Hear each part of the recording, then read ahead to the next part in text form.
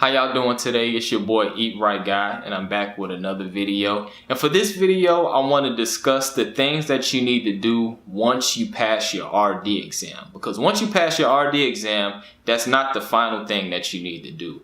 For one, you need to register as a dietitian. Number two, if you live in a state that requires a license to be a dietitian, you need to apply for licensure.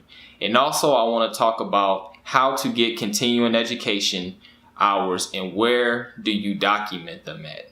And the continuing education, if you're nervous about it, you don't have to be. It's plenty of free websites and free places where you can get continuing education. And I'm going to show you some of my most recommended places to where you can easily get your 75 hours in less than 5 years. And so I'm gonna pull up my computer and pretty much go step by step under my profile, just so it can make it a little bit easier for y'all, because this part, when it comes to registration and continuing education, you're probably not gonna get any kind of instruction on this, and I had to learn this on my own, and it took me a few hours to actually figure out what I needed to do. And so this tutorial is going to make it a lot more easier for y'all. It's going to reduce any kind of anxiety that y'all have, and this is pretty much the easiest part. You got the hard part over with when you went through school, the internship, and the RD exam. So stay tuned to that. Alright, so the first thing I'm going to show y'all is how to get licensed within your state if you do reside in a state that requires a license.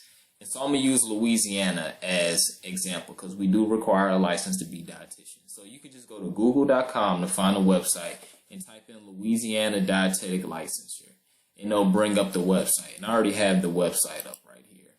And so this is the website. I'm not sure how it is with other states, but it's probably going to be just as easy as this website right here. And so you'll go to applying to be licensed once you pass your RD exam, and every year you have to get relicensed. So the following year you'll just go to currently licensed, and that's how you relicense. So once you go to apply to be licensed, you're going to select to be a licensed dietitian / nutritionist or a provisional license. And since you passed your RD, you're just going to do this one. So you'll just click apply right here, and then you're just going to create a username and password.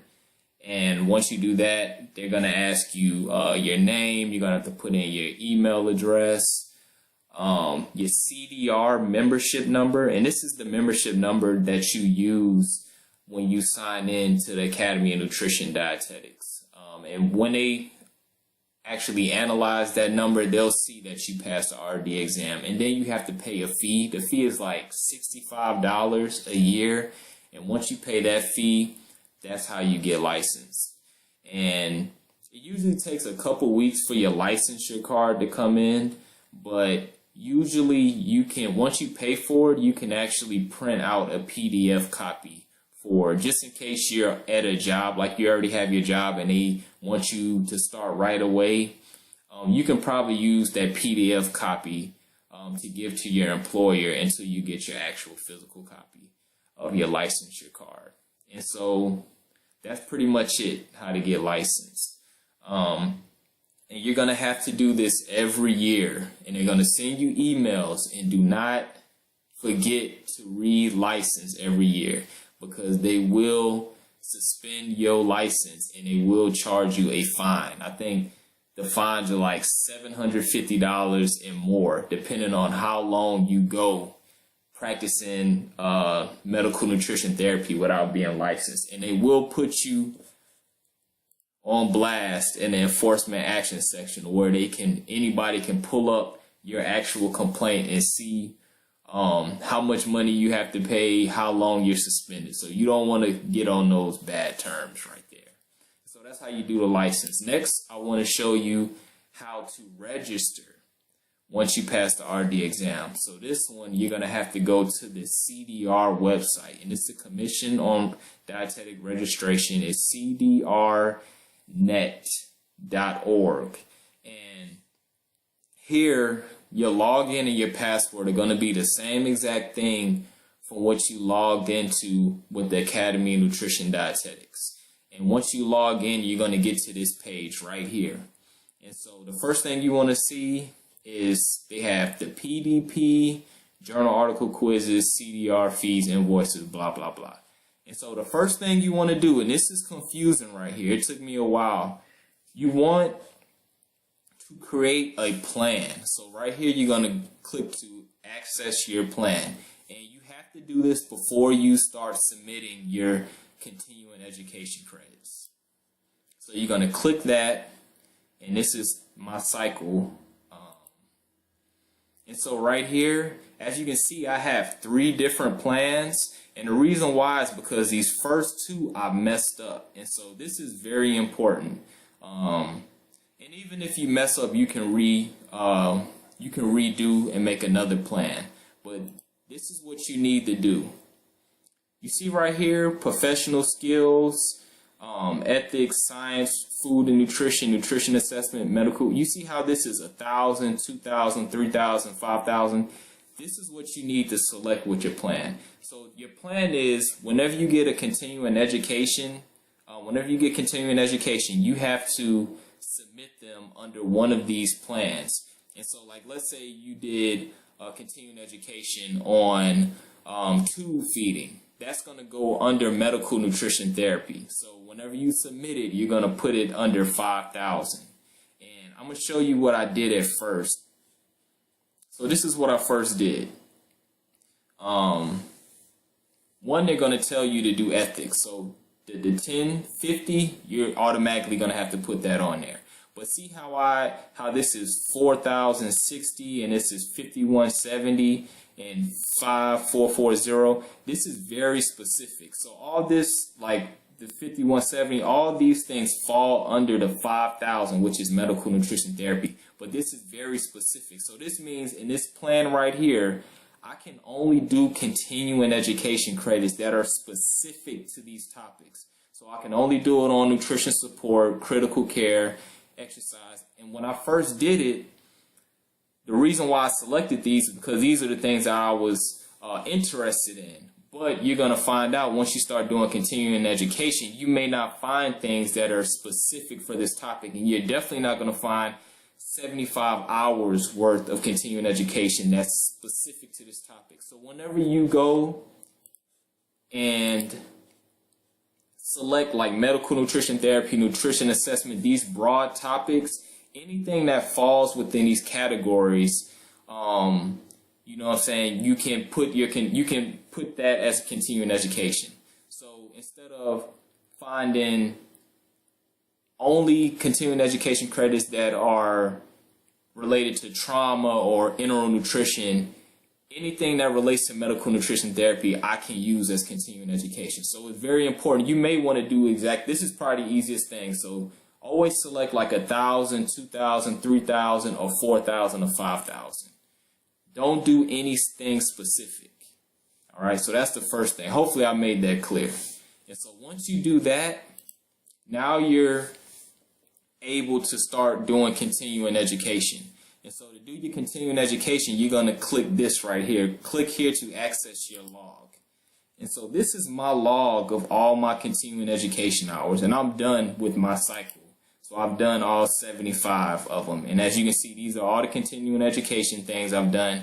And these are all this is how many points they're worth and the date and things like that. And they've all been approved. And whenever you do your log, what you're going to do is you're going to select enter new log, and then you're going to just pretty much select the domain. So like 5,000 right here. This is medical nutrition therapy. And so this CEU was based on chronic kidney disease. And so I was able to put that in the 5,000 category. And then I put the activity provider. So this is the company in which provided the CEU, how many CEU units it was worth, the date, and then they ask you, how did you use the knowledge? So you can just put anything like that. You can put like, oh, I use this knowledge to educate my patients in my clinic, and then you just click submit.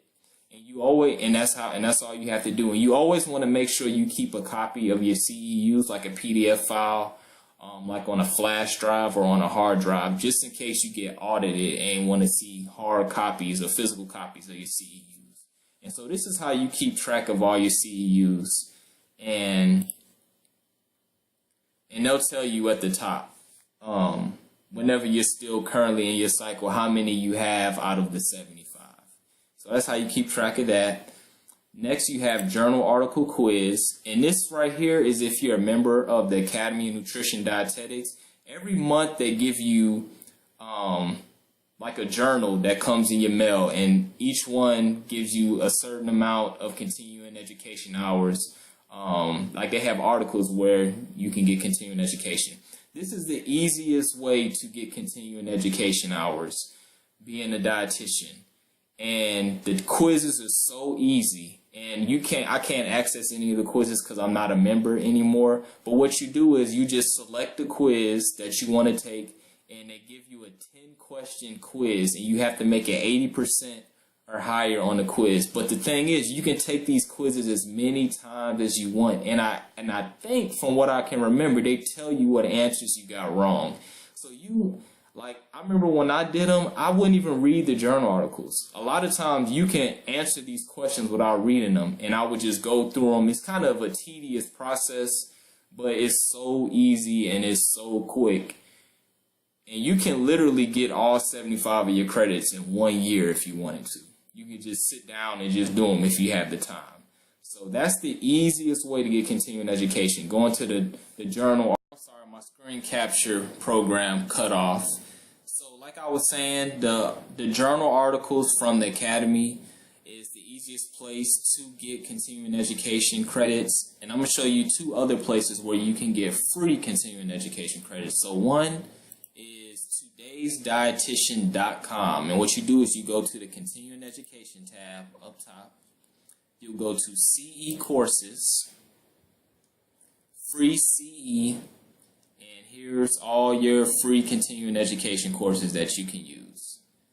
And the second place is the Gatorade Sports Science Institute, and it's gssiweb.org. And go to continuing education. You're going to sign in, and you have a whole bunch of continuing education free that you can use for CDR or being a dietitian. And also you can use these continuing education hours if you're a personal trainer through the American College of Sports Medicine, or if you're a personal trainer through the NASM. But with all that being said, the most important thing is to make sure you register through CDR and make sure you're licensed, because you have to renew these every year. And with the registration is $60 a year. So make sure if you don't register, you're not going to be a dietitian. But I want to reiterate this point again. The most important thing that you need to do in the CDR website is to access a plan. And make sure your plan looks like mine, to where you're using 1,000, 2,000, 3,000, 4,000, or 5,000. Do not use like 2,120. Don't use any of the specific categories under these large categories, because you want to make sure once you use these big categories like the 2,000s, anything that's under food science and nutrition, or anything that's under medical nutrition therapy, you can use that CEU without being specific. So hopefully that makes sense. If it doesn't, shoot me an email or you can comment below. And y'all have a nice day.